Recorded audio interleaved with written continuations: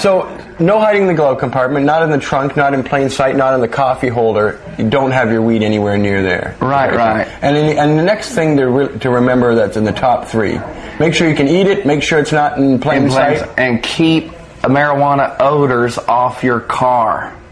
You do not want to trigger a canine alert if you do refuse consent, which that's the other side of the argument to what we're talking about. Now, are there any benefits to refusing consent? Does that ever work? Because I've never met anybody who got off on it. Does it? And you're indicating it doesn't discourage a police officer. He's more motivated to find something then. There are a lot of instances where a citizen refused consent. You're not searching my car, and they did benefit from it. There are a lot. But I told my story through the eyes of a police officer, where we've been hearing refuse consent from attorneys. They're looking at it from a courtroom perspective. I'm trying to keep citizens out of the courtroom. Because even when a person refuses consent, and then you have a police officer like me, I was trained to make my dog false alert.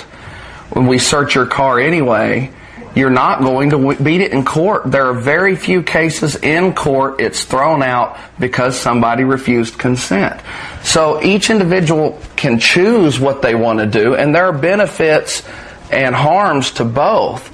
But the totality of everything taken and the circumstances taken, it's much safer to give consent to search, to give up that right. And that hurts to say that, because I value my rights, I value my freedom.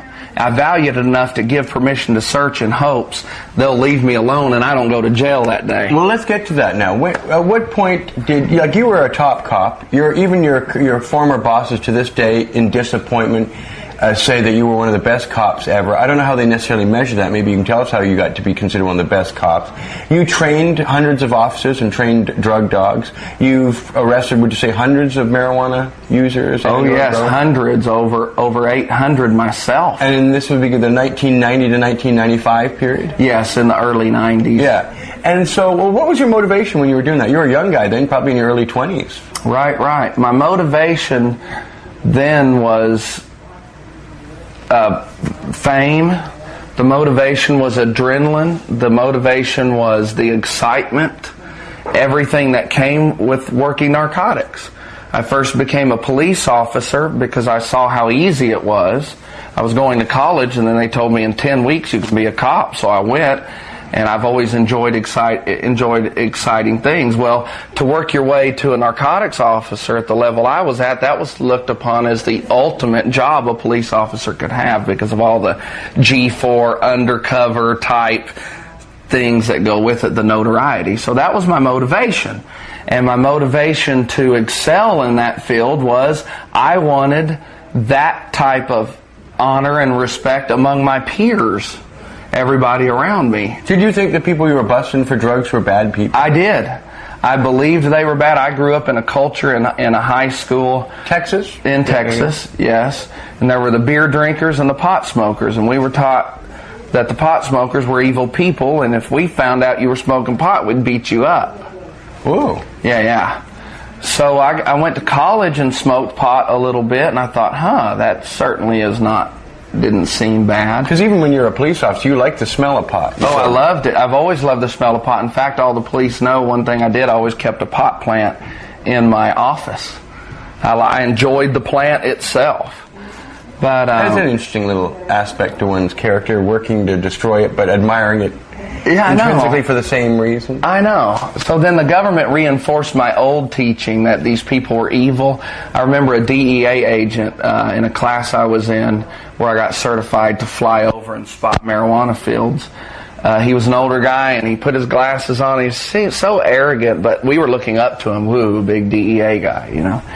And he said, this is not kiddie dope any longer. The THC levels are high, and it is causing violence. And I believed him. That's like 15 years ago they were telling you that. Yeah. So that's like every couple of years they bring that up. Exactly. That's always on recycle. Yeah. So you heard that in the early 90s.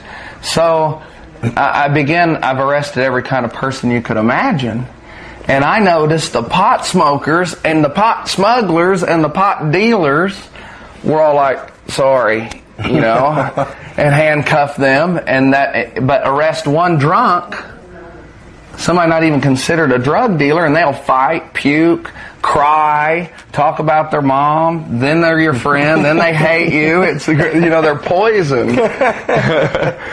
So I started seeing that, and then when you take, and I'm almost finished, but when you take 10 men my size, and I'm a big old guy from Texas, and put body armor on us and give us a flash grenade, and at 3 o'clock in the morning we pitch it through a window, and boom, total disruption, and we crash in, and we're dragging these mother and father away. And they're not crying and screaming because they're going to jail and they got caught. They're crying and screaming because their kids are leaving in another car. Department of Human Services. And I knew even then, and I was like I said, I was doing it for my fame, not to protect people.